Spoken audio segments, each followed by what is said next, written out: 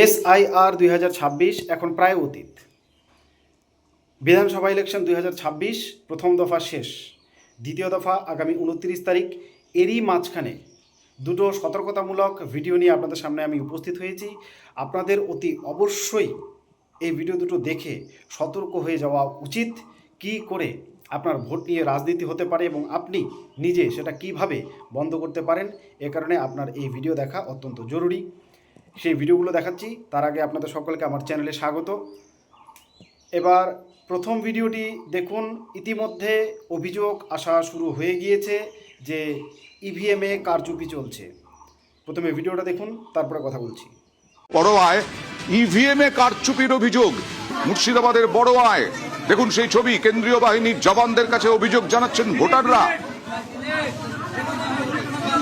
কথা বলবো প্রতিনিধি প্রণবের সঙ্গে। প্রণব, কি হয়েছে ঘটনাটা?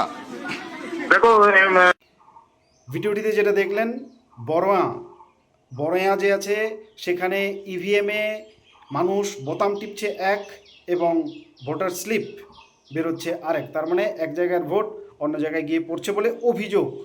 এবং এই অভিযোগ ওখানকার স্থানীয় মানুষ, যে কেন্দ্রীয় বাহিনী রয়েছে, ওনাদেরকে প্র্যাকটিক্যাল দেখিয়েছে করে যে হাত চিহ্ন রয়েছে, হাত চিহ্নে ভোট টিপলে পদ্মে ভোট পড়ে যাচ্ছে। এটা অভিযোগ। সৌজন্যে নিউজ চ্যানেল আমি দেখালাম যে ভিডিওটা। আপনাকে এবার সতর্ক হতে হবে। এ কারণে আপনি যখন ভোটের বোতাম টিপবেন, ভোটের বোতাম টেপার পরে আপনাকে দুটো কাজ করতে হবে, যে দুটো কাজ আমি এই ভিডিও শেষে প্র্যাকটিক্যালি দেখিয়ে দিচ্ছি ভিডিওর মাধ্যমে, যে কিভাবে আপনি বুঝবেন আপনার ভোট কাস্ট হয়েছে এবং সঠিক জায়গায় কাস্ট হয়েছে ভোটটা। আপনার ভোট পড়েছে এবং সঠিক জায়গায় পড়েছে, এটা আপনাকেই নিশ্চিত করতে হবে, অন্য কেউ নিশ্চিত করবে না। কিভাবে নিশ্চিত করবেন জানার জন্য ভিডিওটি শেষ অবধি দেখুন। এবার দেখুন, প্র্যাকটিক্যাল অভিজ্ঞতা থেকে লব্ধ একজন ভাই আমাকে মেসেজ করে জানিয়েছে সমস্যার কথা। বুথে গিয়ে উপস্থিত হয়েছে, সমস্ত প্রক্রিয়া সম্পন্ন হওয়ার পর যখন বোতাম টিপবে তখন কি হয়েছে, মেসেজটা পড়ছি, শুনুন। এই যে মেসেজটা দেখছেন, কিছুক্ষণ আগে আমাকে সেন্ড করেছে, 14 মিনিট হলো। দাদা, আমার 23 তারিখ ভোট দিলাম, কিন্তু সেখানে ভোটার ফর্মালিটি হিসেবে টিপ সই নিল। তারপর ইভিএম যখন ভোট দিতে গেলাম তখন বোতাম প্রেস করার পর কোনো সাউন্ড পেলাম না, বুঝতে পারলাম না ভোটটা হলো কি না। আর ওখানে বললাম না কি হলো কি না কিছুই।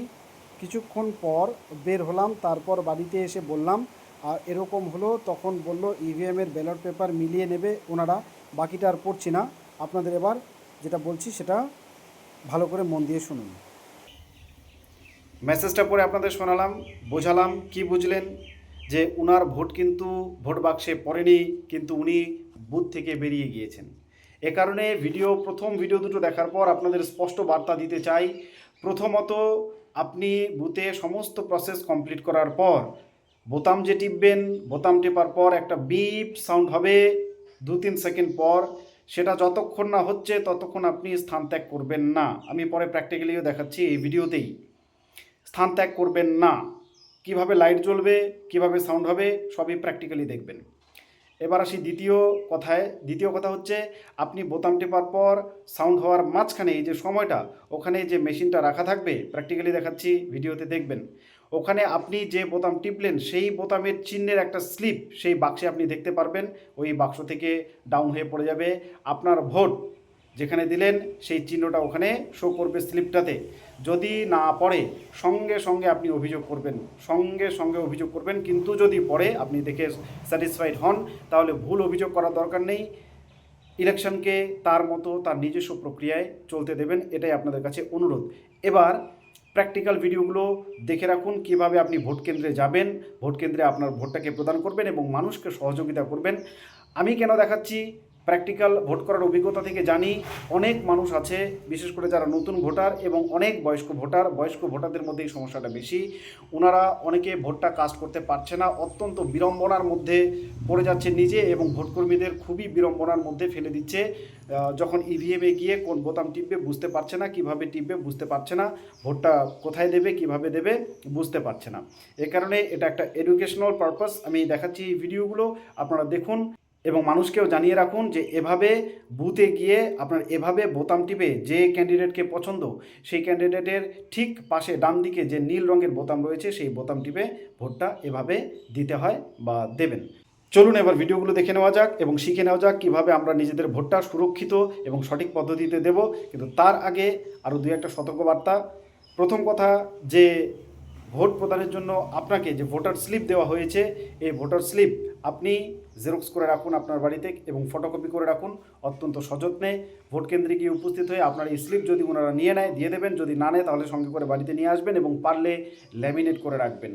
বিএলওর সঙ্গে যোগাযোগ করে রাখবেন। আপনি যে ভোট দিলেন, ভোট দেওয়ার পরে ওনার যে মার্ক কপি, সেই মার্ক কপিতে আপনার নামটা মার্ক করা আছে, পারলে সেই মার্ক কপির একটা বিএলওর কাছ থেকে ফটো করে নিয়ে গিয়ে এটাও আপনার কাছ থেকে আপনার কাছে জেরক্স করে রেখে দেবেন। কেন এগুলো করা প্রয়োজন? কারণ ইতিমধ্যে আপনারা জানেন যে সাপ্লিমেন্টারি তালিকায় যারা অ্যাপ্রুভড হয়ে এসেছে, আমি প্রমাণ দেখিয়েছিলাম, আজকে আবার প্রমাণ দেখাচ্ছি, এখানে স্লিপগুলো দেখুন। সাপ্লিমেন্টারি তালিকায় আন্ডার অ্যাডজুডিকেশন যখন ছিলেন তখন জুডিশিয়াল জজ সাহেবদের দ্বারা অ্যাপ্রুভড হয়ে তারা তালিকায় ফিরে এসেছেন। সেই তালিকায় ফিরে আসা ব্যক্তিদের আবার নতুন করে অ্যাপিল আইডি জেনারেট হয়ে বর্তমানে তারা ট্রাইব্যুনালে রয়েছেন এবং এটা কাকতালীয়ভাবে হাজার হাজার মানুষের একই সময়ে একই তারিখে, মানে সেম ডেট অ্যান্ড টাইম এই অ্যাপিল আইডি তৈরি হয়েছে। তো এগুলো নিয়ে সন্দেহের যথেষ্ট অবকাশ রয়েছে। আপনারা আর কাউকে খেলার সুযোগ দেবেন না। আপনাদের নিজেদের যে ডকুমেন্টস সেগুলো প্রপার রাখবেন। এই কারণে এই সতর্কবার্তা দিতে আমার এই ভিডিওতে আসা। এবার চলুন ভিডিও সঠিক পদ্ধতিতে সঠিকভাবে দেখে নিন। পূর্বে যারা ভোটকর্মী ছিলেন বা ভোট দিয়েছেন তাদের যদি কোনো অভিজ্ঞতা থাকে এরকম, যেটাতে আপনার মনে হয় যে মানুষকে যদি জানাই তাহলে মানুষের উপকার হবে 29 তারিখের ভোটে, তাহলে আপনি অতি অবশ্যই সেই একটা ভিডিও করে বা লিখে আমাকে জানান। আমি পোস্ট করব আপনার ভিডিও কিংবা আপনার লেখা নিয়ে আমি ভিডিও বানিয়ে পোস্ট করে মানুষকে সতর্ক করব।